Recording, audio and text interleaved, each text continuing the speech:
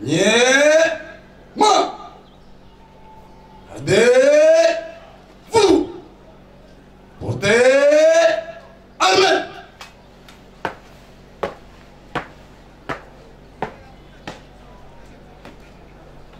Monsieur le président de la haute cour militaire, mon général, la police d'audience est rangée pour vous rendre les honneurs et vous présente les prévenus qui comparaissent à l'audience de ce jour.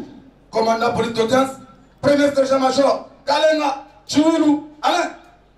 L'audience de la haute cour militaire ce jour est ouverte, armes aux pieds, repos. Armes aux ordres, mon général.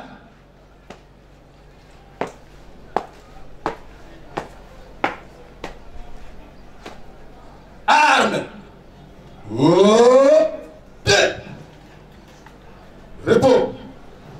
Poursuite des débats dans l'affaire qui oppose l'auditeur général militaire près la haute cour militaire siégeant en procédure de flagrance à la prison militaire de Ndolo et la partie civile RDC au prévenu Edouard Mwanga Chouchou, député national, et Robert Mouchamali, roi commissaire principal à la police nationale congolaise. Les deux prévenus sont poursuivis pour haute trahison, détention illégale d'armes et munitions de guerre, participation à un mouvement insurrectionnel et incitation des militaires à commettre des actes contraires à la loi et à la discipline. Des faits qui remontent au mois de mars 2023. Selon l'auditeur général, une cache d'armes et d'autres effets militaires auraient été découvertes par les services de renseignement après une perquisition effectuée dans les résidences du député national Edouard Mwanga Chouchou à Kinshasa et à Rubaya dans le territoire de Massissi dans la province du Nord Kivu. À l'audience précédente, les avocats de la partie civile République démocratique du Congo avaient sollicité de la haute cour militaire de condamner les deux prévenus pour haute trahison.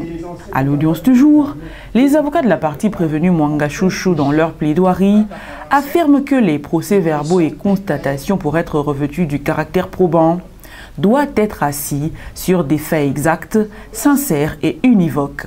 Ils soutiennent que les rapports comportent beaucoup de contradictions sur le type et le nombre d'armes découvertes dans les résidences du prévenu Mwanga Chouchou. Ils soutiennent en outre que les armes présentées par le ministère public sont différentes de celles renseignées par le prévenu. Les écrits, les procès-verbaux, les constatations, pour être revêtus du caractère probant, doivent relater les faits qui sont exacts, sincères et univoques. C'est ça le droit.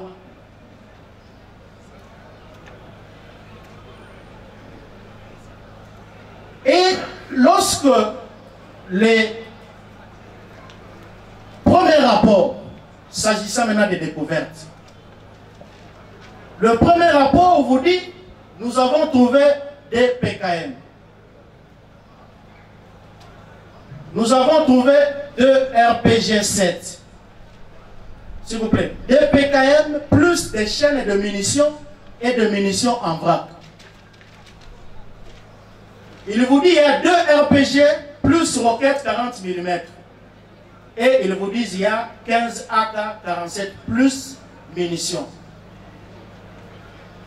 Lorsque nous prenons les procès-verbaux de saisie,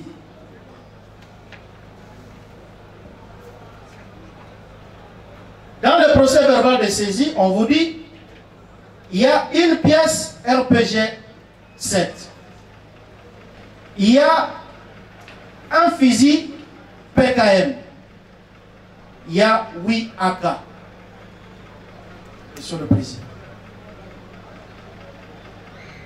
Avec des numéros. Il y a 4 anti-tanks, chargeurs vides AK-47, des munitions PKM en vrac. Vous voyez déjà, dans la découverte des 2 rapports, il se pose un sérieux problème de ce qu'on a découvert.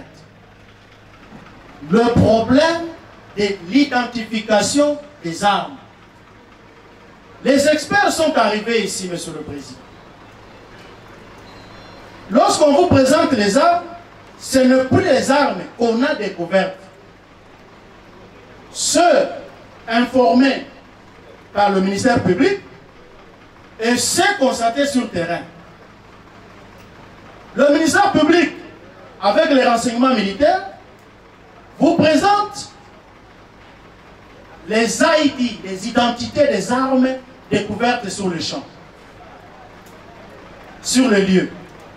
Mais curieusement, les armes présentées par devant votre cour sont autres que les armes découvertes, Monsieur le Président. Où se trouve le caractère univoque, exact et sincère de ce qu'on les relate.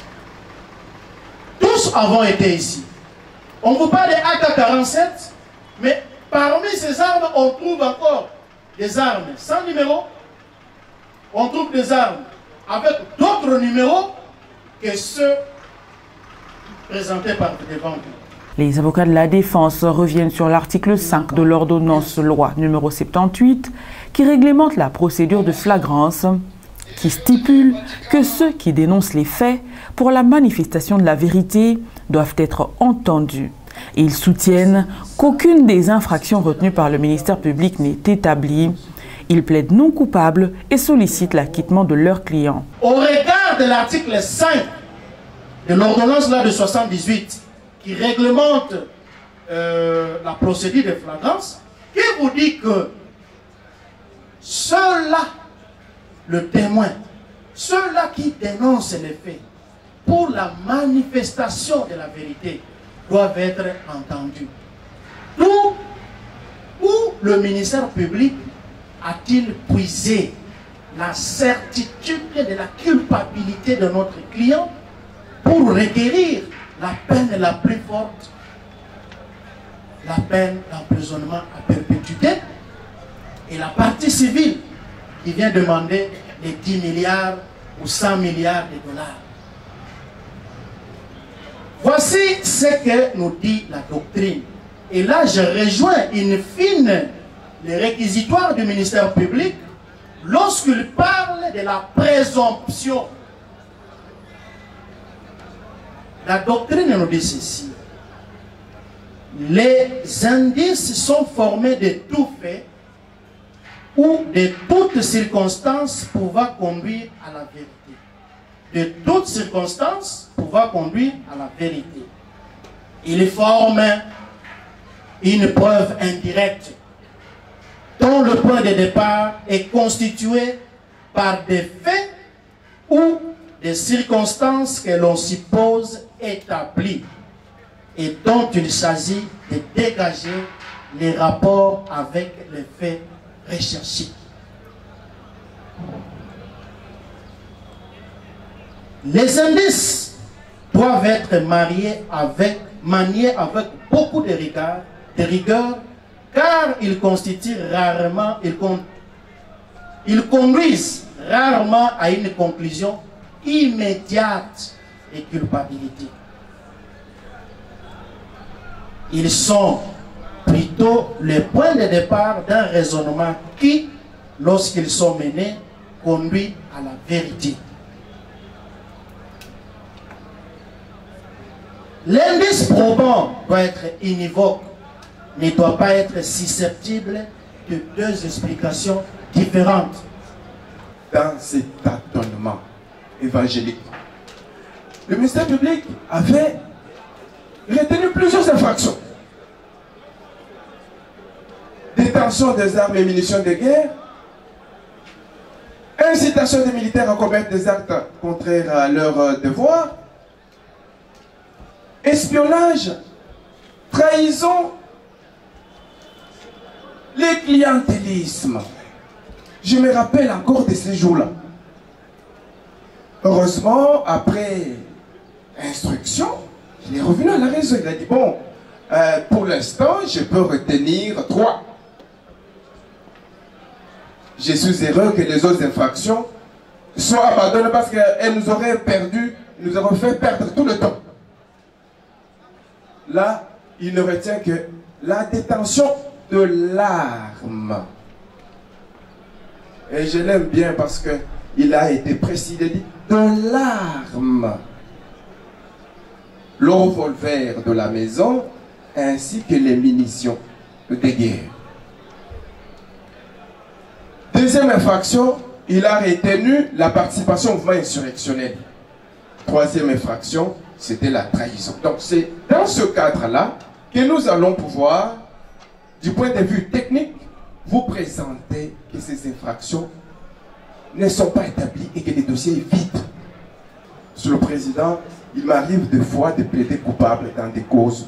Il arrive des fois que je plaide radicalement non coupable. C'est ce que je vais faire dans le cas d'espèce. Je plaide radicalement non coupable de cette incrimination. Plaise, Monsieur le Premier Président, honorable membre de la Cour, a dit toutes les préventions, toutes les interventions retenues à charge de notre client non établies de fait comme en droit et de l'anarchité purement. J'ai dit. Après avoir entendu les avocats de la partie prévenue Mwanga Chouchou, la haute cour militaire envoie la cause pour plaidoirie.